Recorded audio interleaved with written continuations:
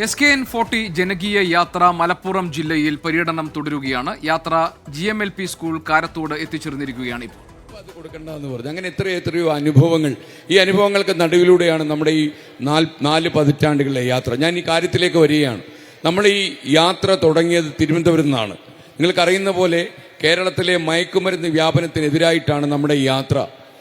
നിങ്ങളിതിന് നിസ്സാരമായി കാണരുത്. ഞങ്ങൾ ശരിക്കും ഈ പരിപാടിയുമായി യാത്ര തുടങ്ങിക്കഴിഞ്ഞപ്പോൾ ഞങ്ങൾക്ക് വല്ലാത്ത ഞെട്ടലായിട്ടുണ്ട്. കാരണം എന്താണെന്നറിയാമോ, നമ്മുടെ നാട്ടിലെ അമ്മമാർ ഭീതിയോടെ നിലവിളിക്കുന്നത് ഞങ്ങൾ കാണുന്നു. രാത്രിയിലെ അമ്മമാർക്ക് കിടന്നാൽ ഉറങ്ങാൻ പറ്റില്ല.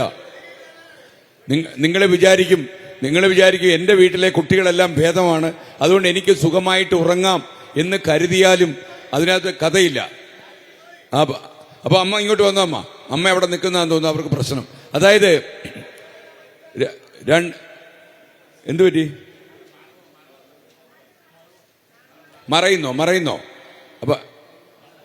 അപ്പൊ ഇത് തത്സമയം ആൾക്കാർ കണ്ടുകൊണ്ടിരിക്കുകയാണ്. അതും ഒരു പ്രശ്നമാണ്. അപ്പോൾ ഈ മറയാതിരിക്കുന്നതും ഒക്കെ ലൈവായിട്ട് ലോകത്ത് മലയാളികളെല്ലാം കണ്ടുകൊണ്ടിരിക്കുക. അപ്പൊ ഞാൻ പറയാൻ പോകുന്ന ഒരു കാര്യം, ഈ അമ്മമാർക്ക് ഭീതി ഉണ്ടാക്കുന്ന കാര്യങ്ങൾ. ഞങ്ങൾ യാത്ര തുടങ്ങിയതിന് ശേഷം ഓരോ ജില്ലയും കടക്കുമ്പോൾ ഞങ്ങളിപ്പോൾ ഒരു അമ്പരപ്പോടെ ഇതിന് കാണുന്നു. ഞാനും ആഷ്മിയും അതുപോലെ വിജയകുമാറും പരസ്പരം പറയുകയായിരുന്നു, നമ്മുടെ കേരളം എന്നാണ് ഇങ്ങനെ മാറിയത്. ഞാൻ കുഞ്ഞാലിക്കുട്ടി സാഹിബിനോടും പറയുകയായിരുന്നു, നമ്മളറിയാത്തൊരു കേരളം നമുക്കുണ്ട്. നമ്മുടെ ആത്മാവിൽ തുടിക്കുന്നതൊക്കെ മയക്കുമരുന്നിന്റെ ഗന്ധമാണോ എന്ന് നമുക്ക് സംശയം തോന്നും. ഞങ്ങൾ ആലത്തൂരിലെ ഒരു സർക്കിൾ ഇൻസ്പെക്ടറെ പരിചയപ്പെട്ടപ്പോൾ ഞാൻ അദ്ദേഹത്തോട് പറഞ്ഞു, 7ാം ക്ലാസ്സിൽ പഠിക്കുന്ന കുട്ടി MDMA പോലുള്ള മാരക ലഹരി ഉപയോഗിക്കുന്ന കേരളത്തിൽ പുതിയ സംഭവമാണല്ലോ എന്ന് പറഞ്ഞപ്പോൾ അദ്ദേഹം എന്നോട് തിരിച്ചു പറയാ, അങ്ങയുടെ അറിവ് തെറ്റാണ്. ഇവിടെ 4ാം ക്ലാസ്സിൽ പഠിക്കുന്ന കുട്ടി MDMA ലഹരിക്ക് അടിമയാണെന്ന് പറഞ്ഞു. 4ാം ക്ലാസ്സിൽ പഠിക്കുന്ന കുട്ടി എന്ന് വെച്ചാൽ അവന്റെ പ്രായം 9 വയസ്സാണ്. നിങ്ങൾ ആലോചിച്ച് നോക്കണം. ഈ MDMA എന്ന് കേൾക്കുമ്പോൾ നിസ്സാര സാധനമല്ല കേട്ടോ. കോഴിക്കോട് താമരശ്ശേരിയിൽ ഒരു MDMA വെച്ചിട്ട് പോലീസ് ഒരുത്തനെ പിടികൂടിയപ്പോൾ പോലീസിനെ പേടിച്ച് MDMA ഉൾപ്പെടെയുള്ള കവർ അവരങ്ങ് വിഴുങ്ങി. ആ കവർ ആമാശയത്തിൽ കിടന്ന് പൊട്ടി, അവൻ മരിച്ചുപോയി. അപ്പൊ MDMA എന്ന് പറയുന്ന ലഹരി വസ്തു ആമാശയത്തിൽ കിടന്ന് പൊട്ടിയാൽ അവന്റെ അവസാനമാകും എന്ന് പറയുന്നൊരു അവസ്ഥ നമ്മുടെ നാട്ടിലുണ്ടായി. താമരശ്ശേരിക്കടുത്ത് പിന്നെ ഒരു സംഭവം ഉണ്ടായി. ഇതുപോലെ ഒരുത്തൻ വീണ്ടും വിഴുങ്ങി, അവന്റെ ആയുസ് ബലം കുറച്ച് കൂടുതലായതുകൊണ്ട് അവൻ മരിച്ചില്ല. എന്ന് മാത്രവുമല്ല, മാനസിക രോഗികളെ, നിങ്ങൾ മനോരോഗ നില തെറ്റിയ ആൾക്കാരെ നിങ്ങൾ കണ്ടിട്ടുണ്ടാകും. അതായത് നമ്മൾ മലയാളത്തിൽ പറഞ്ഞാൽ ശുദ്ധ ഭ്രാന്ത് പിടിച്ച ആൾക്കാരെ നിങ്ങൾ കണ്ടിട്ടുണ്ടാകും.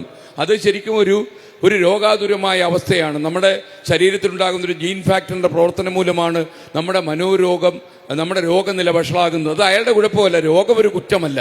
പക്ഷെ അതേസമയം നമ്മൾ അറിയേണ്ട ഒരു കാര്യം, ഈ MDMA പറയുന്ന അതുപോലുള്ള രാസലഹരി ഒരാളിന്റെ ഉള്ളിൽ പോയാൽ ഒരു 6-7 തവണ അയാൾ ഇത് ഉപയോഗിച്ചു കഴിഞ്ഞാൽ അയാളുടെ സാധാരണ നില തെറ്റും, അയാളുടെ മാനസിക നില തെറ്റിപ്പോവും. അയാള് കൃത്രിമമായി ഭ്രാന്ത് പിടിച്ചൊരുത്തനെ പോലെ ആവും. ഹാലൂസിനേഷൻസ് എന്ന് പറയുന്ന ഭ്രമചിന്തകൾ ഉണ്ടാക്കുന്ന, ഭ്രമസ്വപ്നങ്ങൾ ഉണ്ടാക്കുന്ന ഒരു മാനസികാവസ്ഥയിലേക്ക് ഇയാൾ വഴിമാറും. അയാൾക്കങ്ങ് പേടിയാകും. അതുപോലെ അയാളുടെ അക്രമവാസന കൂടും. എൻ്റെ ഈ യാത്രക്കിടയിൽ ഞാൻ ഒരു സ്ഥലത്ത് ഒരു അഡിക്ഷൻ സെന്ററിൽ വെച്ച് ഒരു ചെറിയ കുട്ടി, അതായത് ഒരു 8ാം കണ്ട് പഠിക്കുന്ന ഒരു കുട്ടി, MDMA കഴിച്ച ഒരു കുട്ടിയെ നേരിട്ട് കണ്ടാൽ നിങ്ങൾ സഹിക്കില്ല. അമ്മമാര് കവളൊക്കെ ഒട്ടി, കംപ്ലീറ്റ് മുഖത്തിന്റെ ഷേപ്പൊക്കെ മാറി, കാലും കൈയും ഒക്കെ ഒട്ടി വലിഞ്ഞ്, കണ്ണുകളൊക്കെ പുറത്തേക്ക് തള്ളി വന്നവൻ എന്തിനെയോ ഭയക്കുന്നത് പോലെ നമ്മളുടെ ഭയചകിതമായ അവന്റെ ഒരു നോട്ടം, അവന്റെ കണ്ണുകൾ പുറത്തേക്ക് തള്ളി വരും. അവന്റെ നോട്ടം ഞാൻ എൻ്റെ ജീവിതത്തിൽ മറന്നുപോകില്ല. അവന്റെ പ്രായം 13-14 വയസ്സായിരിക്കും എന്നാണ് ഞാൻ മനസ്സിലാക്കുന്നത്. വീട് വിട്ടുപോകുന്ന ഒരു കുട്ടി പുറത്തൊക്കെ പോയി കൂട്ടുകാരുമൊത്ത് കളിച്ചു ചിരിച്ച് വൈകുന്നേരം വീട്ടിലേക്ക് തിരിച്ചു കയറി വരുമ്പോൾ കോളിംഗ് ബെല്ലിൽ അവൻ വിരലമർത്തുമ്പോൾ ഉള്ളിലുള്ള അമ്മയ്ക്ക് ടെൻഷനാണ്. കാര്യം കൊലക്കത്തിയുമായിട്ടായിരിക്കും അവൻ കയറി വരുന്നത്.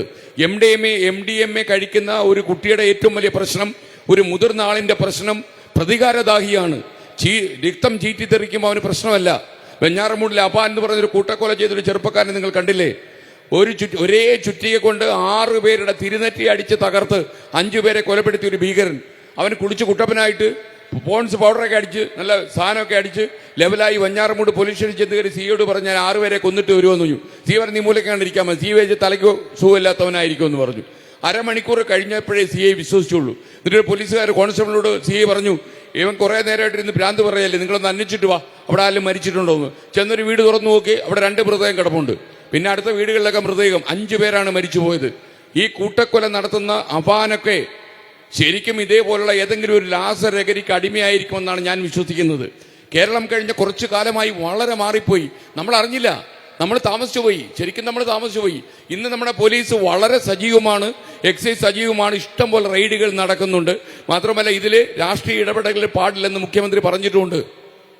ഈ സംസ്ഥാന മുഖ്യമന്ത്രിയോട് ഈ യാത്ര നമ്മൾ ആരംഭിക്കുന്ന ദിവസം അദ്ദേഹവുമായിട്ടൊരു ലൈവായിട്ടൊരു ഇന്റർവ്യൂ ഞാൻ സംപ്രേഷണം ചെയ്തിരുന്നു.